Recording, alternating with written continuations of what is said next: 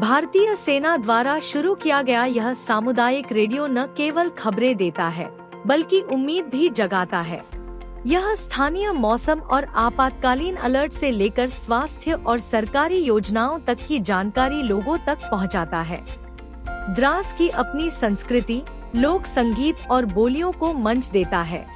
सबसे अहम बात, यह स्टेशन सेना और नागरिकों के बीच दो तरफा संवाद का पुल बन गया है। प्राकृतिक आपदा हो या कोई आपातकालीन स्थिति, इस रेडियो की आवाज मदद और राहत का सबसे तेज जरिया बन चुकी है। 90.4 FM द्रास केवल एक रेडियो स्टेशन नहीं, बल्कि द्रास के लोगों के लिए जीवन रेखा और सांस्कृतिक रोशनी है। यह बताता है कि तकनीक कितनी भी साधारण क्यों न हो, जब उसमें इंसानियत और जुड़ाव की भावना हो, तो वह जीवन बदल सकती है।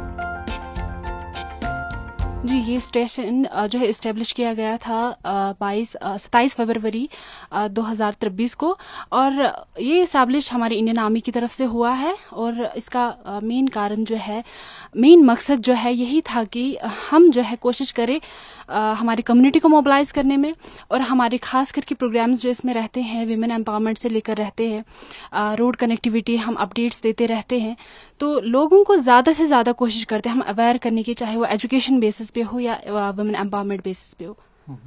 तो कितना रिस्पॉन्ड मिलता है वहाँ से लोगों की तरफ से? जी, रिस्पॉन्ड तो बहुत अच्छा ही मिला हमें, क्योंकि ये वाहिद, अगर पूरे लद्दाख में हम बात करेंगे, नंबर 1 स्टेशन अभी तक का माना जा रहा है हमारा।